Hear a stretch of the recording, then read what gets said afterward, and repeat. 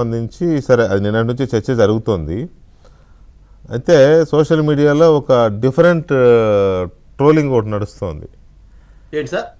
Social మీడియాలో ఒక ఒక ఇంట్రెస్టింగ్ ట్రోల్ ఒకటి నడుస్తోంది బొత్స సత్యనారాయణ గారి మీద. అంబటి రాంబాబు గారు వేసిన సెటైర్ బొత్స సత్యనారాయణ గారి మీద. అది ఒక్కసారి చూద్దాం. అది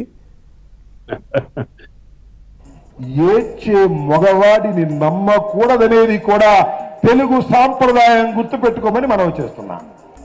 ఎవడైతే ఏడుస్తాడో ఆ మగవాడిని మాత్రం దయచేసి రాష్ట్ర ప్రజలు నమ్మవద్దు. ఏడ్చే మగవాడిని నమ్మకూడదనేది కూడా తెలుగు సాంప్రదాయం గుర్తుపెట్టుకోమని. అది అది రాంబాబు గారు ఆయన చాలా విద్వత్తు ఉన్నవాడు. అంబటి రాంబాబు గారు చాలా యాప్ట్గా మాట్లాడతారు. ఎప్పుడు మాట్లాడినా ఏది మాట్లాడినా అక్షరం అర్థమయ్యేలాగా, ఎక్కడా రోల్ అవ్వకుండా, పొల్లు పోకుండా. ఆయన కాదు మనం చేస్తా ఉంటాడు. ఏంటి డివిఎస్ గారు ఏమన్నారు మీరు? అంటే బాలకోటయ్య గారు ఫిలమెంట్ అంటాడు.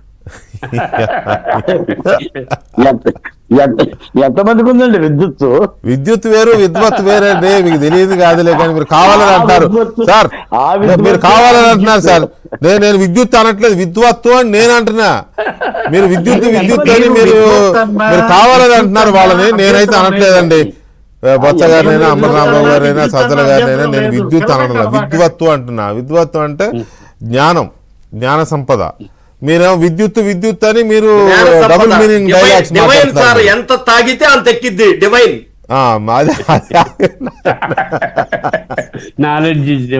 డివైన్ అంటే అలా కూడా అంటారు. మీరు మంచి జోరు మీద ఉన్నారు అందరి వాళ్ళ. మీరు నలుగురు ఎవరిని కదిలిచ్చేలా లేదు నా పరిస్థితి.